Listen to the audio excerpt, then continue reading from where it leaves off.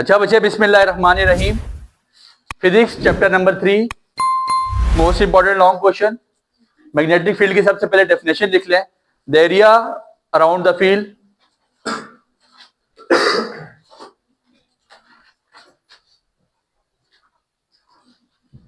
Definition लिख लें। The area around the magnet where magnetic field can be felt. The area around the magnet where magnetic field can be felt. वो area जहां पे the area around the magnet where magnetic field can be felt, हम उसको magnetic field का नाम देते हैं उस एरिया को। जरा गौर कीजिए बच्चे, कॉमन कंसेप्ट से समझेंगे तो हमें यह समझ आ जाएगा। इंपॉर्टेंट क्वेश्चन है और इतना मुश्किल कंसेप्ट भी नहीं है। समझ आ गई बात की।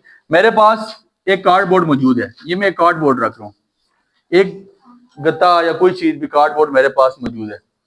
इसके बीच में ना सुराख करके ना, यहाँ पे मैंने सुराख किया छोटा सा, और कार्डबोर्ड में सुराख करके एक मैंने कंडक्टर लगाया है। बच्चे ये मैंने कंडक्टर इसके बीच में से गुजारा है, ये कंडक्टर है। कार्डबोर्ड में सुराख किया और इसमें से एक कंडक्टर गुजारा। इसके साथ मैंने क्या किया बच्चे, गौर कीजिए, यहां पे मैंने लगा दिए क्या, बैटरी लगा दी, पॉजिटिव नेगेटिव टर्मिनल लगा दिया। ये मेरे पास यहाँ पे एक स्विच है, ये मेरे पास एक स्विच है, कार्डबोर्ड रखा हुआ है। सुनिएगा, इसके सेंटर में सुराख करके यहां से एक कंडक्टर गुजार दिया और सारी कंस्ट्रक्शन बना दी उसकी। अब ऐसा करना है कि ये जो मैंने जहां पे सुराख किया ना, इसके इर्द गिर्द मैंने कंपस नीडल रख देनी है। क्या करनी है? कंपस नीडल रखनी है। कंपस नीडल के बारे में पता है क्या होता है? इसके इर्द गिर्द मैंने कंपस नीडल रख लेनी, और कंपस की जो कंपस नीडल की डायरेक्शन है ना, वो इनसाइड द मैग्नेटिक फील्ड है, ऐसे स्ट्रेट डायरेक्शन है। बच्चे छोटा सा कंसेप्ट है, जरा गौर कीजिएगा। ये कंपस नीडल की डायरेक्शन है नॉर्थ से साउथ की तरफ, ठीक है। कंपस नीडल की डायरेक्शन नॉर्थ से साउथ की तरफ है। अर्थ का मैग्नेटिक फील्ड भी फाइंड करने के लिए हम यही करते हैं, किसी चीज का भी मैग्नेटिक फील्ड फाइंड किया जा सकता है। ठीक हो गया, गौर कीजिएगा। अभी यहाँ पे स्विच क्लोज नहीं हुई, अभी तक इसको कोई करंट नहीं मिल रहा। समझ आ गई बात की? अभी तक इसको करंट नहीं मिल रहा। अब जैसे ही यहां से मैं स्विच को क्लोज करूंगा, स्विच क्लोज करूंगा तो इसमें एक इस कंडक्टर में से करंट गुजरना शुरू हो जाएगा। जब मैं स्विच क्लोज करूंगा, कंडक्टर में से करंट गुजरना शुरू हो जाएगा, तो कंपस नीडल अपनी डिफ्लेक्शन शो कर देंगी। कंपस नीडल की डिफ्लेक्शन, कंपस नीडल अपनी डिफ्लेक्शन थोड़ा सा एरो टेढ़ा हो जाएगा। कंपस नीडल की डायरेक्शन इस डायरेक्शन में आ जाएंगी। दैट मीन्स कि यहां पे एक मैग्नेटिक फील्ड बनना शुरू हो जाएगा। जब मैंने सर्किट को क्लोज करूंगा तो एकदम जो कंपस नीडल की डायरेक्शन स्ट्रेट थी वो एकदम डिफ्लेक्ट हो जाएंगी ऐसे। इसका मतलब है कि ये यहां पे मुझे पता लग जाएगा जी कि इसके गिर्द एक मैग्नेटिक फील्ड बनना।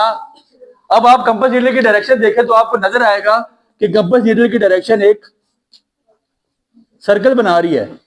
दैट मीन्स कि मैग्नेटिक फील्ड हमेशा किस में होगा? सर्कुलर टर्न में। मैग्नेटिक फील्ड यहां पे सर्कुलर टर्न में आता जाएगा। जैसे जैसे यहां पे सर्किट में, जैसे जैसे यहां पे सर्किट, सुनिएगा, जैसे जैसे यहां पे मैं सर्किट से कंडक्टर का करंट बढ़ाता जाऊंगा, वैसे वैसे मैग्नेटिक फील्ड की तादाद बढ़ती जाएगी, मैग्नेटिक फील्ड स्ट्रेंथ ज्यादा होती जाएगी। जैसे जैसे क्या होगा, यहां पे बढ़ाया जाएगा करंट को, इसका मतलब है कि करंट बढ़ाने से मैग्नेटिक फील्ड बढ़ेगा, इंक्रीज होगा। ये सिंपल मैग्नेटिक फील्ड का आपको वो समझा रहे, कंसेप्ट दे रहे हैं कि कंपस, जब आपने करंट लगाया, स्विच क्लोज करी, तो यहां पे जो मैग्नेटिक आपके पास कंपस नीडल की डायरेक्शन बिल्कुल ऐसे थी, ठीक है, इनसाइड द फील्ड थी, ये एकदम डिफ्लेक्ट होगी ऐसे। और दैट मीन्स कि ये सारी डिफ्लेक्ट होगी तो एक सर्कल बनना कॉइल में। इसका मतलब है कि मैग्नेटिक फील्ड हमेशा सर्कुलर टर्न में होगी, कॉइल में होगी, ठीक है। तो यहाँ पे मैग्नेटिक फील्ड बनना शुरू हो जाएगी। जैसे जैसे करंट को ज्यादा बढ़ाया जाएगा, ऐसे ऐसे मैग्नेटिक फील्ड की तादाद ज्यादा होती जाएगी। जैसे जैसे कम करंट खत्म किया जाएगा, वैसे वैसे मैग्नेटिक फील्ड की तादाद कम हो जाएगी। अब जब मैं स्विच को बंद कर दूंगा दोबारा, तो वापस आपकी जो कंपस नीडल है वापस अपनी जगह पे आ जाएंगे। जब मैं स्विच को दोबारा क्लोज करूंगा, आपकी कंपस नीडल वापस अपनी जगह पे आ जाएगी। तो मैग्नेटिक फील्ड का ये कंसेप्ट है कि मैग्नेटिक फील्ड करंट इंक्रीज करने से बढ़ जाता है। और बस आपने इसमें लिखना क्या, थ्योरी क्या लिखनी है, दो बातें, एक तो राइट हैंड रूल और एक लेफ्ट हैंड रूल। सुनिएगा, बड़ा इजी सा रूल है। अगर करंट की डायरेक्शन अपवर्ड है, सुने, कंसेप्ट सुने। अगर करंट की डायरेक्शन मैंने यहां से स्विच लगाई, करंट कहां जा, ऊपर की तरफ फ्लो कर रहा है। अगर करंट की डायरेक्शन अपवर्ड है, ये आपका थंब क्या शो करेगा, करंट की डायरेक्शन को, right hand rule, right hand rule सीधा हाथ, ये आपका थंब क्या शो कर रहा है, और कर्लिंग फिंगर्स आपकी क्या शो कर रही है, मैग्नेटिक फील्ड। आपकी कर्लिंग फिंगर क्या शो करेंगी, मैग्नेटिक फील्ड। कर्लिंग फिंगर आपकी क्या शो करिए कि मैग्नेटिक फील्ड का हो रहा है, सर्कुलर ट्रांस में बन रहा है। अगर इसको मैं पूरी इसको कंस्ट्रक्शन को चेंज करूं, करंट का फ्लो पॉजिटिव से नीचे, ऊपर से नीचे की तरफ आ जाए, अगर करंट का फ्लो ऊपर से नीचे की तरफ आ जाए तो फिर लगेगा फ्लेमिंग का लेफ्ट हैंड रूल, ऐसे ही है। फिर फ्लेमिंग का लेफ्ट हैंड रूल, और आपका जो थंब है ये शो करेगा करंट को, और जो आपकी कर्लिंग फिंगर है ये क्या शो करेंगी, मैग्नेटिक फील्ड को। पहले आपका मैग्नेटिक फील्ड अगर क्लॉकवाइज है तो आप मैग्नेटिक फील्ड क्या हो जाएगा, anti clockwise. That's the total concept of magnetic field. समझ आ गई बात की, रोक। अच्छा बच्चे, बिस्मिल्लाहिर्रहमानिर्रहीम। मैग्नेटिक फील्ड के साथ के topic force on a current carrying coil, इसको समझने के लिए हमें सबसे पहले अपनी कंस्ट्रक्शन समझनी होगी, डायग्राम समझनी होगी। मेरी बात पे गौर कीजिएगा, मेरे पास दो कंडक्टर मौजूद है, ये कॉपर के हैं। ये जो मेरे पास कंडक्टर है ना, ये मैंने कंस्ट्रक्शन बनाई हुई है, मेरे पास दो कॉपर के कंडक्टर मौजूद है, और इसके ऊपर मैंने एक रीलिंग कंडक्टर लगाया हुआ है। कंडक्टर, ये कंडक्टर रील होता है। रील होने से मुराद ये आगे भी जा सकता है और ये पीछे भी आ सकता है। ये आपके पास रीलिंग कंडक्टर लगा हुआ है, और ये वक्त आने पे अपनी मूवमेंट को आगे भी लेके जाता है और पीछे भी लेके आ जाता है। और ये जो आपकी कंस्ट्रक्शन है, याद रखिएगा, यहाँ पे सेल लगा हुआ है, यहाँ पे सेल लगा हुआ है, पॉजिटिव नेगेटिव टर्मिनल पे क्या क्या लगा हुआ है, सेल। ठीक है, और जिस वजह से ये कंस्ट्रक्शन आपकी पूरी है। आप कह सकते हैं सर यहाँ पे बैटरी नहीं है तो ये कैसे चल वर्क करेगा, बैटरी यहाँ पे मौजूद है, मैंने एक सेल लगाया हुआ है। ठीक है, सुनिएगा, गौर कीजिएगा बच्चे। जब मैंने यहाँ पे इसको चार्ज दिया, या जब मैंने यहाँ पे सर्किट को क्लोज किया, ये मैंने एक एक्सटर्नल मैग्नेटिक फील्ड दे दी। जो मैंने लाइंस लगाई हुई है ना, इसको मैं बी का नाम दे देता हूँ। ये जो अपवर्ड लाइन जा रही है, ये मैंने एक एक्सटर्नल मैग्नेटिक फील्ड दी है। कौन सी, एक्सटर्नल मैग्नेटिक फील्ड, सर्किट की नहीं, सर्किट से हट के एक्सटर्नल मैग्नेटिक फील्ड दी गई है। जो रेल अपवर्ड जा रही है, ये मेरे पास बी है और ये मैग्नेटिक फील्ड है। जैसे ही यहाँ पे सर्किट क्लोज हुआ, सुनिएगा, जैसे ही यहाँ पे सर्किट क्लोज होता है, सर्किट क्लोज होने से ये कंडक्टर, रीलिंग कंडक्टर अपना ट्रेवल शुरू कर देता है टूवर्ड्स द बैटरी। ये जो रीलिंग कंडक्टर है, ये रील हो रहा है। ये ऐसे दो कंडक्टर लगे हुए हैं, ये ऐसे दो कंडक्टर है तुम्हारे पास, ठीक है, ये ऐसे दो कंडक्टर हैं, और इन कंडक्टर्स पे रीलिंग कंडक्टर हमने ऐसे रखा हुआ है। जब मैं इसको बैटरी से करंट प्रोवाइड करता हूं तो ये रीलिंग कंडक्टर यहां पे आस्ता आस्ता इसकी तरफ आना शुरू कर देता है।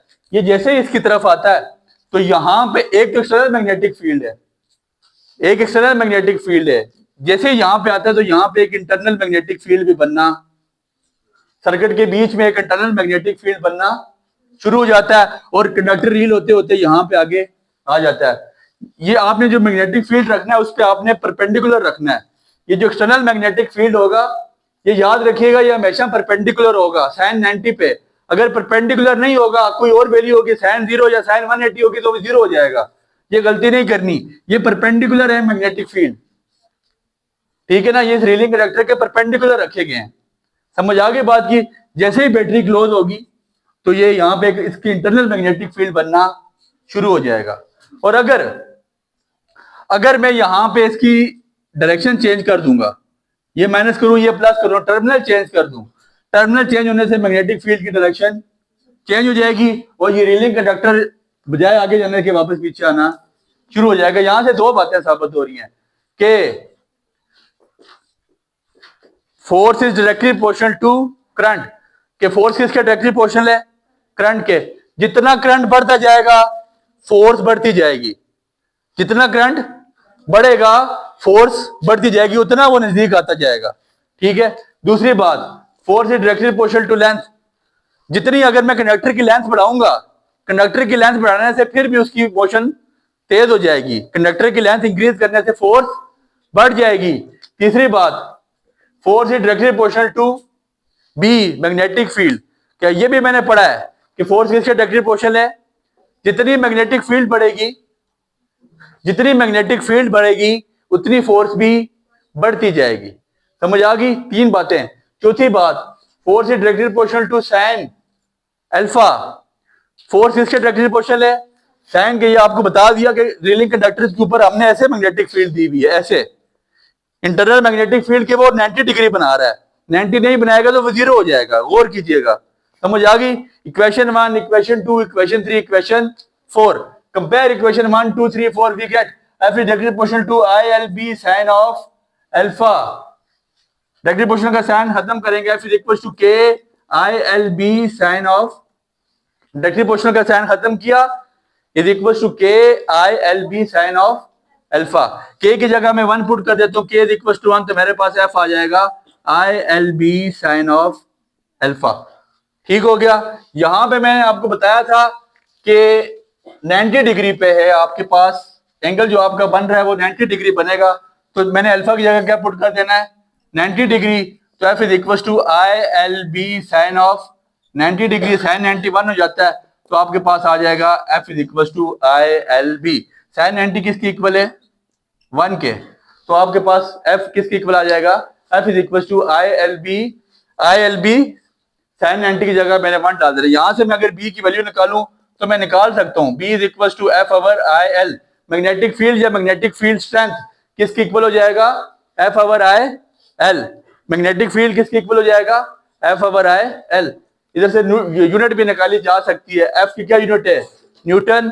करंट की यूनिट एम्पेयर। लेंथ की यूनिट क्या है? मीटर। तो newton per ampere per metre, newton per ampere per metre. It is also called tesla. इसको दूसरा नाम क्या है? टेस्ला। इसको क्या कहते हैं? टेस्ला। इसको टेस्ला भी कहा जाता है। Magnetic field strength will be 1 tesla when it is equal to newton per ampere per metre.